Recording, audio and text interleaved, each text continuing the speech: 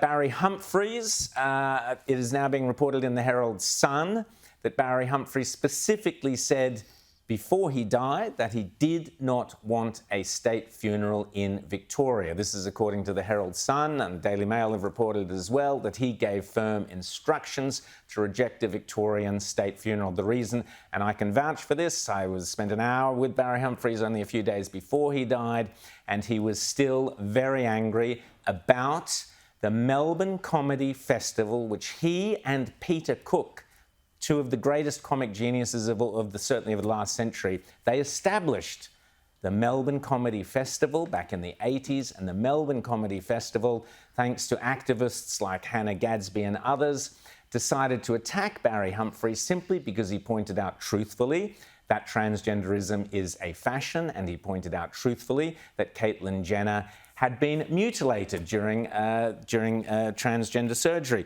So both of those got him cancelled from his own festival. He was very angry about it, but as always with Barry Humphries, he had a sense of humour.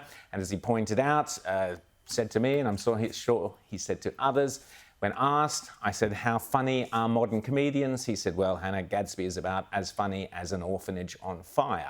So Barry Humphries clearly unhappy about the treatment he got at Victoria. But Rita, isn't this the way the left always have, what James was just talking about, Mother's Day, let's destroy Mother's Day. Well, let's destroy our greatest comedian as well. That's what they set out to do. Well, that's what they did in his final years. But when he passed away, all these people who were absolutely laying into him and supporting the Melbourne Comedy Festival by getting rid of the Barry, which was the award for the top comic, they were suddenly celebrating Barry's yes. contribution to Australian comedy and culture.